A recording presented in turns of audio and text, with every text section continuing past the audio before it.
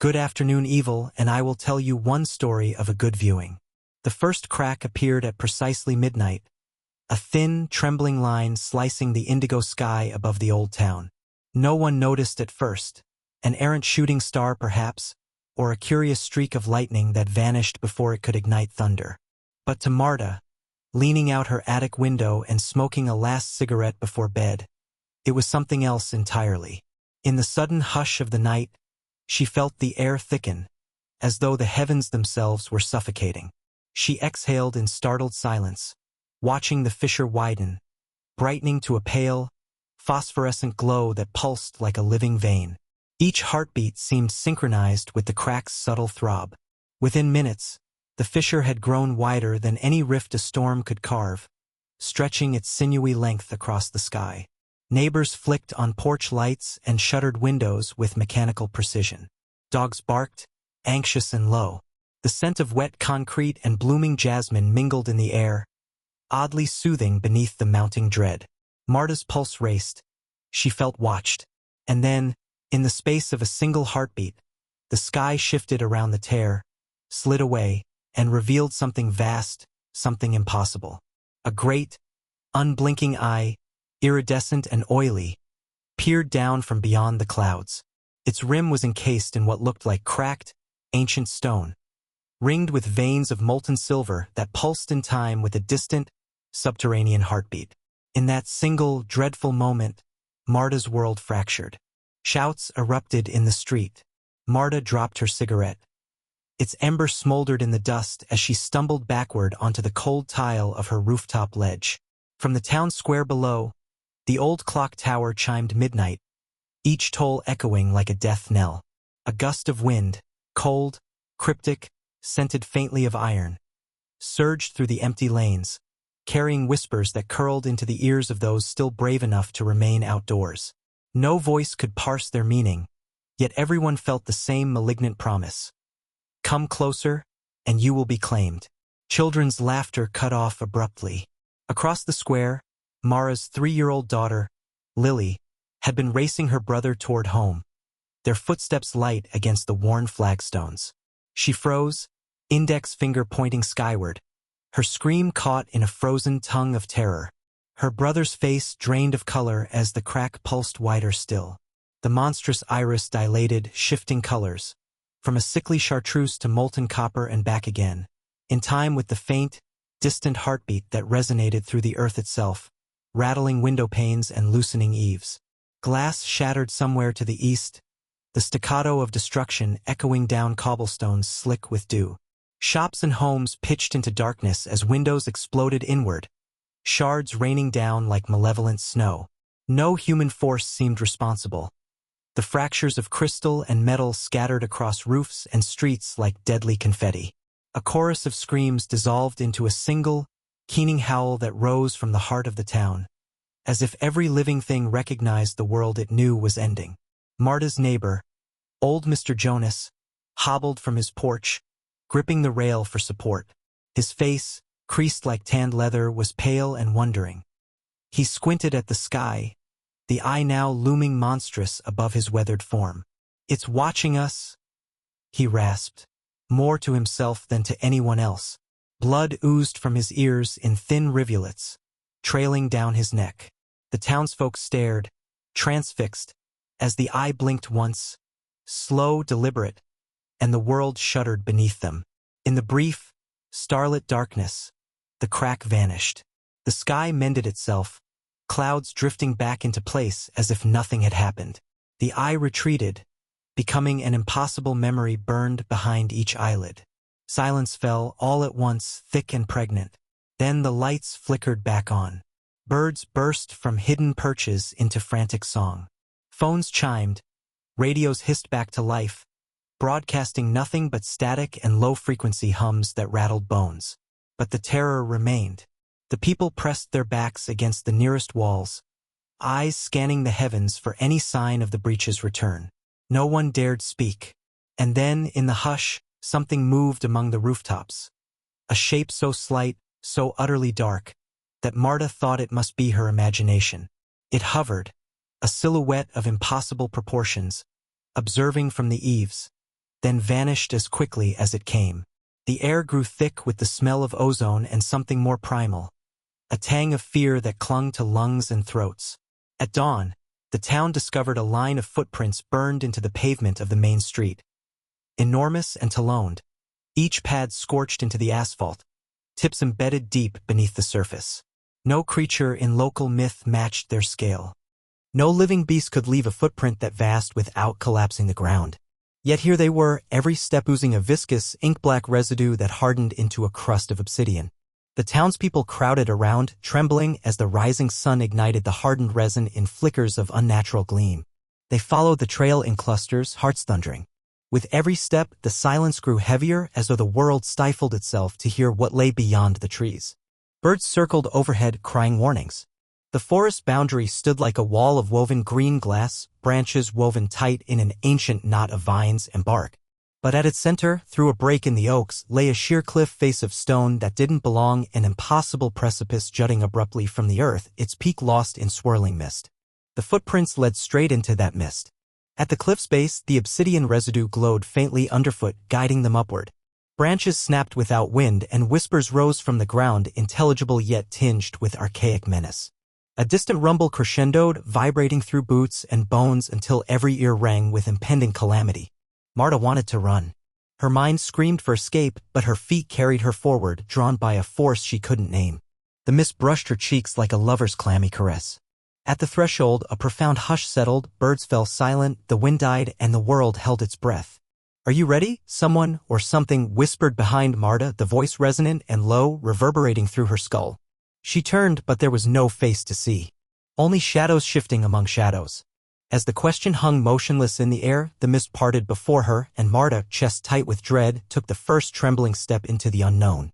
Marta's foot sank into the mist as though treading on thick velvet, the world beyond reduced to muted shapes and half-heard echoes. Every breath tasted of damp earth and ancient rot. Behind her, the townsfolk hesitated at the edge, eyes wide with feral terror. One by one, they cursed their curiosity, retreating until only Marta remained, compelled forward by a force older than fear itself. The mist thinned as she climbed, revealing slick stone underfoot etched with eldritch glyphs that pulsed with a faint, throbbing light. Each symbol writhed as if alive, serpents swallowing their own tails, eyes opening and closing in an endless blink, impossible runes that promised secrets no mortal was meant to know. Marta reached out, mustering courage, and brushed a fingertip against one of the runes. A jolt of static pain shot through her arm, and the symbol flared bright as a beacon, illuminating the cavernous expanse before her in harsh, unnatural light. She gasped. Towering cliffs rose on all sides, their walls slick with glistening black moss. Enormous stalactites dripped viscous droplets that hissed upon impact, releasing clouds of noxious fumes. Above, the sky was nowhere to be seen. Instead, an immense domed ceiling of stone arched overhead, pitted by unknown impacts and streaked with frozen rivers of crimson. The only illumination came from the burning runes beneath her feet, casting elongated shadows that slithered along the walls like living things. A low, guttural rumble rolled through the air, reverberating in Marta's chest. She swallowed hard and pressed on, the runes lighting a winding path toward a yawning obsidian maw carved into the cliff face. Around its rim were dozens of smaller eyes, each orb glazed and unblinking, watching her approach with inhuman patience. Every blink, and there were none, seemed to make the darkness behind them coil tighter. Marta's heart thundered. The maw opened slowly, exhaling a breath of dank, sulfuric air that sent her reeling backward.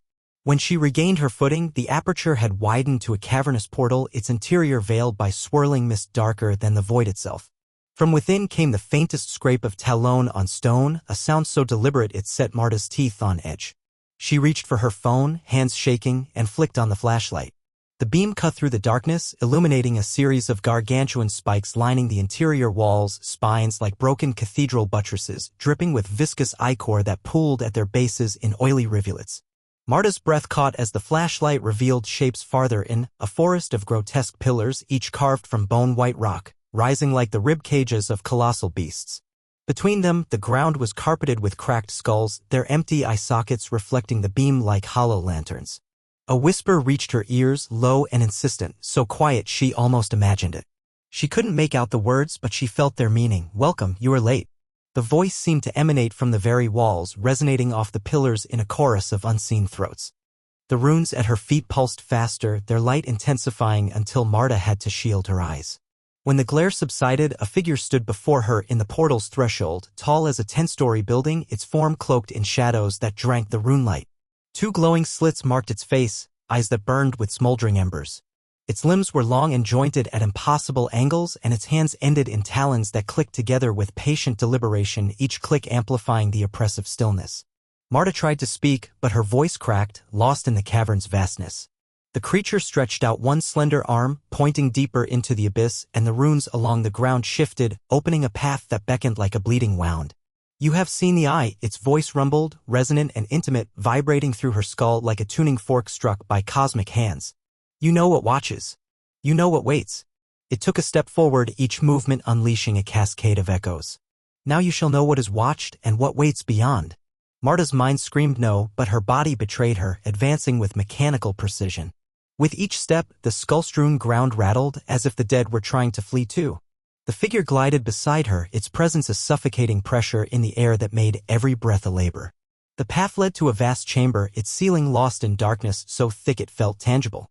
Around its perimeter snaked a river of molten silver that hissed and steamed, sending up wisps of toxic fumes. The bank on which Marta stood was carved from a single slab of polished black stone, too smooth to be natural.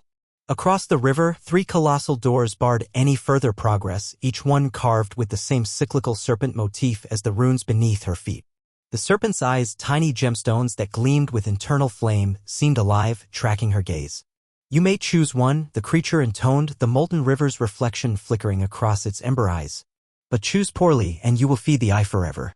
Its voice echoed, magnified by the chamber's shape until every heartbeat felt like a sledgehammer. "Choose wisely or perish." Marta's skin prickled. Her memory raced back to the townsfolk above, their frightened faces yearning for any glimmer of hope. She swallowed hard, stepping closer to the first door. Its surface shimmered as though coated in living oil, the serpent's mouth opening into a yawning void that seemed to hum with hungry anticipation. A distant roar, like the earth itself tearing apart, rattled the chamber. The molten river's surface rippled, exposing orbs of silver that drifted like lanterns, moving with uncanny deliberation toward the bank. Marta's reflection quivered in the metal, her eyes wild with fear and determination. She reached out, pressing her palm against the serpentine door. The creature's talons clicked in impatience behind her, the sound like dry bones tapping. The runes at her feet flared, colors searing through her vision. Marta closed her eyes, summoning every ounce of courage, and pushed the door inward. It gave way with a screech of metal on metal, revealing a corridor of black glass, walls polished to a mirror sheen. Each mirror reflected not her face, but someone else's, twisted, tormented expressions gazing back, mouths agape in silent screams. With each step, the reflections multiplied, replicating in fractal precision until Marta felt surrounded on all sides by the living dead. She stepped through, and the door slammed shut behind her, plunging her into utter darkness. Then the mirrors began to shift, angling inward to form a narrowing tunnel. Whispers erupted around her, fragmented words growing into a cacophony. "Marry me, save me, burn me, become me." The voices overlapped, each echo more insistent, more frantic. Marta covered her ears, but the sound seeped into her skull, drilling into her thoughts. A single beam of red light stabbed through the darkness, tracing a path to a distant chamber. Marta moved toward it, compelled by a mixture of terror and necessity. The mirrors fractured behind her, each breaking into 1,000 shards that fell to the floor like deadly rain. She stumbled over sharp fragments, blood blossoming on her palms. At the tunnel's end, she entered a circular room lit by a single, pulsating orb suspended from the ceiling by tendrils of living shadow. The orb throbbed with the same heartbeat she'd heard since the sky cracked open. Beneath it, carved into the floor, was a dais surrounded by symbols of sacrifice and binding. A voice clearer now whispered, "Place your hand upon the orb." Marta's arm moved of its own accord. The moment her skin touched the pulsating surface, visions tore through her mind. The eye above the town, millions of watchers in an endless void, worlds consumed and left hollow. She saw herself, bloodied and bound, as the giant creature leaned down to drink her lifeblood. She saw her daughter's face, twisted in sorrow. She saw the townsfolk, their eyes turning black as the eye claimed dominion. Marta jerked her hand away. Pain lanced through her veins. The orb's light flickered wildly, plunging the room into strobing darkness. The creature's low roar filled the chamber, an ancient, wrathful sound that shook the very foundations of reality. As Marta staggered back to the corridor, the door slammed shut behind her, sealing the way she came. The mirrors were formed into puppets of glass, each reflection mocking her terror. The path ahead split into 3 new corridors, each one darker than the last, each promising a different fate. The whispers rose to a crescendo, daring her to choose, daring her to save her town or doom it forever. Above the mountain, the sky cracked again. The eye returned, wider and more hungry than before. Marta felt the pull of its gaze, a chain forged of starlight that sought to drag her back into the abyss. She pressed on, every step a battle against the dark promise that the moment she looked back, everything would shatter and the eye would claim her soul. Fear throbbed in her heart, but so did resolve.